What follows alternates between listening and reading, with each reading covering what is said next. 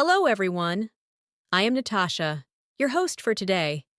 If you're new here, I'd love to let you know we upload a new English learning video every single day to help you improve your English quickly and effectively. In today's episode, you will not only improve your English listening skills, but you'll also gain the tools to understand natural conversations better and speak with more confidence. Today, we're diving into a topic that every English learner needs to master: how to improve your English listening skills in a way that actually works in daily life. You'll learn smart, practical tips, and I'll also guide you through real-life practice exercises that will help you listen more actively, understand native speakers, and train your ears to catch every word. Whether you are listening to a podcast, watching a movie, or having a conversation in English, you'll find yourself more prepared, more aware, and much more fluent. By the end of this video, you'll understand how to train your ears to listen better, and I'll be sharing several useful techniques, along with daily examples that you can start using right away. Before we start the video, don't forget to subscribe to the channel and hit the bell icon if you want more helpful English learning episodes like this one. So, grab a pen and notebook, and let's get started. Have you ever found yourself watching an English movie and feeling completely lost after the first few sentences? Maybe you've listened to someone speaking English, and even though you know most of the words, it still feels like they're speaking too fast, or everything just blurs together. You're not alone. Many English learners struggle with listening, not because their grammar is weak, but because their ears haven't been trained to pick up English in real time. The good news is, listening is a skill, and like any skill, it can be improved with the right techniques and consistent practice. In this video, I want to share with you several simple yet powerful secrets that can truly transform your English listening skills. And don't worry, we're going to practice together too. Let's begin by understanding what really affects your ability to listen. It's not always your vocabulary. Sometimes you may know the words, but still can't understand them when they're spoken. That's because natural English is often spoken quickly, with connected sounds, contractions, and expressions that don't appear in textbooks. For example, native speakers rarely say, "What are you doing?" in full. Instead, it comes out like, "What you doing?" And if you've only studied formal English, this can sound completely unfamiliar. That's why one of the best ways to improve listening is to get used to how English is actually spoken in everyday situations. Here's a little practice example. Imagine you're meeting a friend and they say, "Hey, what you up to today?" This sounds casual and fast, right? Now say it with me slowly. "What are you up to today?" Now speed it up. "What you up to today?" Repeat this a few times, and try to hear the sounds blend together. This kind of repetition will help your ears adjust to real spoken English. Practicing short, common sentences like this on a daily basis will increase your listening comprehension without making you feel overwhelmed. Another important secret is to stop translating in your head. Many learners try to listen in English and immediately translate into their native language. This slows you down and makes it harder to catch the next sentence. What you need to do is start thinking in English, even if you don't understand every single word. Try to guess the meaning based on the tone, context, and familiar words. For example, if you hear, "I gotta head out early today," and you know the words head and early, you might guess it means the person is leaving soon, and that guess is absolutely correct. So instead of trying to translate "I gotta head out" into your language, try to connect it with the idea of leaving or going somewhere. This helps you process English directly, which is the key to becoming fluent. Let's practice with another short conversation. Imagine this scene. You're at a coffee shop. The cashier says, "Hey there, for here or to go?" Now you might hear this and think, What did they just say? But if you've heard it before, you'll know they're simply asking if you'll be drinking your coffee in the cafe or taking it with you. Try to repeat it out loud. For here or to go, practice saying it 3 times naturally. This helps your brain connect the phrase with the real-life situation. The more you listen to these short, daily expressions, the more confident you'll feel when you hear them in real life. One more thing to remember. You don't have to understand every word to get the meaning. English is full of filler words like, like, I mean, and they often don't carry important meaning. For example, someone might say, I was super tired yesterday. You don't need to focus on or.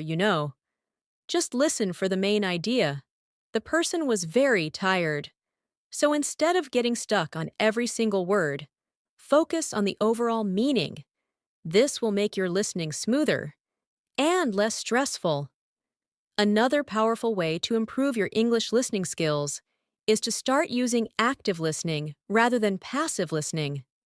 Passive listening is when you just let the English audio play in the background while you do something else, like scrolling your phone or cooking.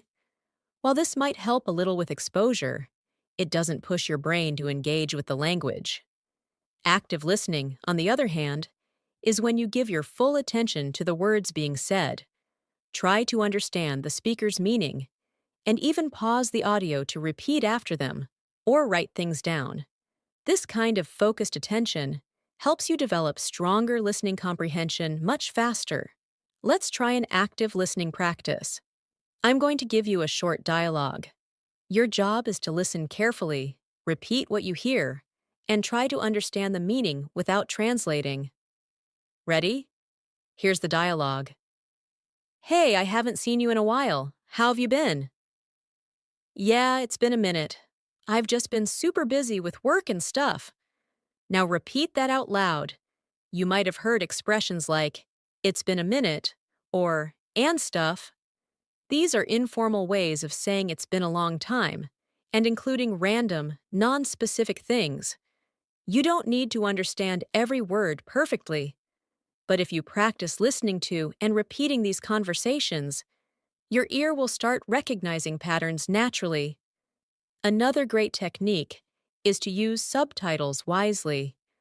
When you watch English videos or movies, try watching them first with subtitles in English, not your native language. This will help you connect what you hear with the actual words. Over time, try turning the subtitles off or using them only when you miss something. Subtitles should be a tool, not a crutch. Many learners become too dependent on subtitles and never challenge their listening. But if you watch your favorite series in English and focus on the voices and pronunciation, your brain will start connecting sounds with meaning without needing to read. It's okay if you don't understand everything at first. What matters is that you're training your ears in a natural way. Let's do another practical listening example. Imagine you're watching a scene from a drama series. A character says, Look, I didn't mean to upset you. I was just being honest. Now say that out loud with the same emotion. Try to match the tone, the rhythm, and the speed. The goal isn't just to understand the sentence. It's to feel how it sounds in real conversation. Now say it again. But this time, a little faster. Look, I didn't mean to upset you. I was just being honest. The more you do this, the more your brain will tune in to natural English, especially when emotions are involved. It's also helpful to break long sentences into smaller chunks. English speakers often connect words together, which makes it difficult for learners to hear where one word ends and the next begins. But if you practice breaking them down, you'll start to catch every part. For instance, take the sentence, Do you want to grab something to eat later? First, break it down. Do you want to becomes, do you wanna? Grab something is casual for get some food, and to eat later means not now, but soon. So the full sentence is a friendly way of asking someone if they'd like to eat together. Say it slowly, then say it fast. Do you want to grab something to eat later? Once your ears are used to this pattern, it won't sound confusing anymore. Now here's a short conversation practice for you. Listen and repeat each line as naturally as possible. Person A says, "Hey, are you free this evening?" Person B replies, "Yeah, why?" "What's up?" A says, "Thought we could catch a movie or something." B replies, "Sounds good, I'm down." Repeat each of those lines and pay attention to the casual tone. Expressions like, "What's up?" "Catch a movie," and "I'm down" are common in everyday English, and you'll hear them often. The more you expose yourself to these kinds of dialogues, the easier it will become to understand and respond. Let's talk about one more strategy: listening to English in small daily doses. You don't need to listen for hours every day. Even just 10 minutes a day of focused listening can make a big difference over time. Try listening to English while you walk, clean, or have a cup of tea. Choose podcasts, short stories, or YouTube videos that match your level.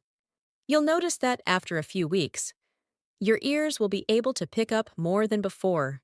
Be consistent, and don't get discouraged if you don't understand something right away. Listening is a gradual skill, and every little bit helps. Here's a final practice activity for this section. Think of your typical morning routine. Now imagine someone describing it in English. Try to listen and repeat. I usually wake up around 7, grab a quick shower, and then make some coffee. After that, I check my emails before heading out. Now say it again slowly, breaking it into parts, then say it naturally. This type of storytelling practice will not only improve your listening, but will also give you confidence to speak about your own life in English. Another method that works incredibly well for improving your listening skills is shadowing. Shadowing is when you listen to a native speaker and try to speak along with them at the same time, like an echo. This may feel strange at first, but it helps your brain connect sound with speech more quickly. You don't have to say it perfectly. The goal is to follow the rhythm, intonation, and speed of natural English. You can start by using short clips from interviews or conversations, and try shadowing just a few seconds at a time. Over time, your ears will become more sensitive to pronunciation, stress, and tone, which are essential parts of listening comprehension. Let's do a mini shadowing practice together. Listen carefully, and then repeat right after me. I was thinking about going to the beach this weekend. Now say it again, with the same pace and tone. Let's try another one. If you're not busy later, we could grab some dinner. Try to copy my rhythm and pronunciation. Do this kind of shadowing daily, even for 5 minutes, and you'll notice that you're not only understanding more, but you're also speaking more fluently. Shadowing helps you match the sounds with your own speaking ability, which strengthens your listening even more. Another useful tip is to listen to different accents. English is spoken in many countries, and each place has its own accent, pace, and slang. If you only listen to American English, for example, British or Australian English might be harder for you to understand. So try exposing yourself to different English speakers. Watch videos, interviews, or shows from different regions. Even within one country, people can speak in many different ways. The more your ears get used to different styles, the better you'll be at understanding anyone, anywhere. Let's practice with two similar sentences said in different accents. In American English, you might hear, "Can I get a bottle of water?" In British English, it might sound more like, "Can I get a bottle of water?" Try saying both versions. Listen for the differences. Neither one is wrong, they're just different. Understanding a variety of accents trains your listening flexibility and reduces confusion when someone speaks differently than what you're used to. Now let's talk about the importance of context. One of the biggest mistakes learners make is trying to understand each sentence in isolation. But in real life, we understand a lot based on the situation. For example, if you're at a restaurant and the waiter asks, "Still working on that?" They're not talking about your job. They're asking if you're done with your meal. Context helps you guess the meaning of sentences even when you don't know every word. So whenever you're listening, try to pay attention to where the conversation is happening, who is speaking, and what they might be talking about.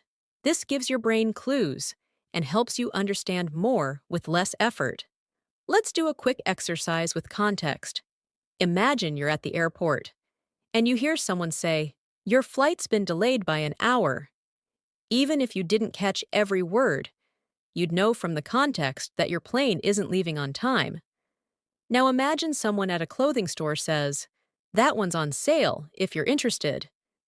Again, context helps you understand the situation. They're talking about a discount on clothes. Practicing these kinds of situational examples trains your brain to listen smarter, not harder.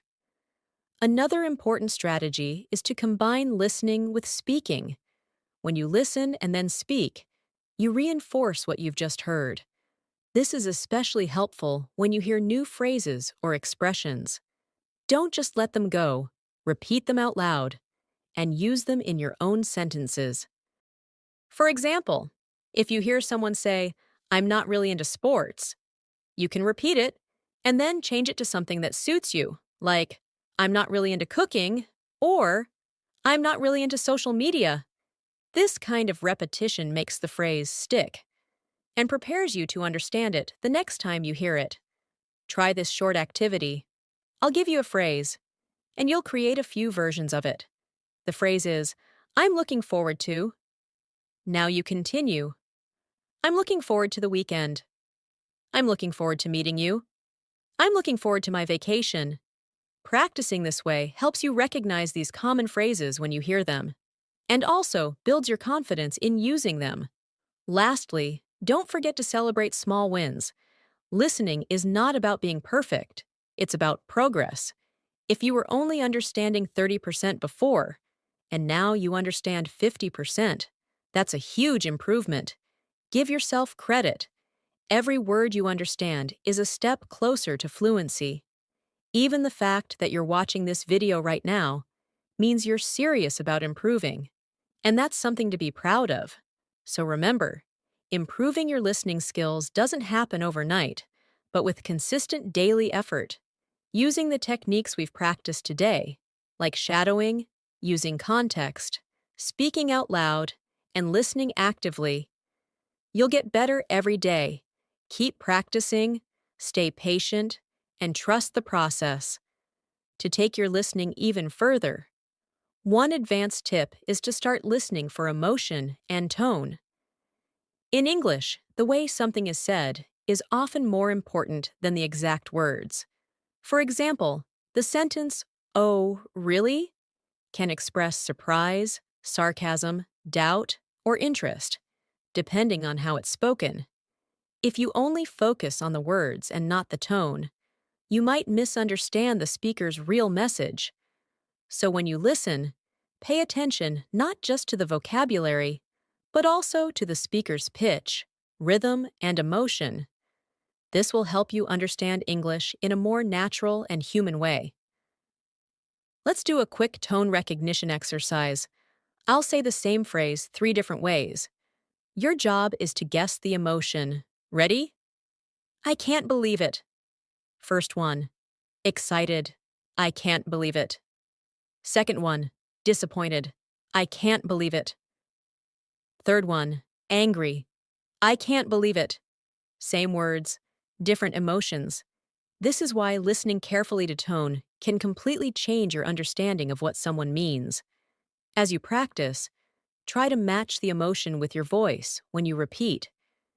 This helps you not only understand better, but also express yourself more clearly when you speak English. Another strong practice strategy is listening to questions. In daily conversations, we answer questions all the time, so it's essential to understand them quickly. Questions in English often start with words like what, where, when, why, how, or do you. If you can train your ears to recognize the beginning of a question, you'll be much faster at responding. Sometimes we focus too much on long sentences, but understanding simple questions can help us the most in daily life. Let's practice with a few. Listen and repeat.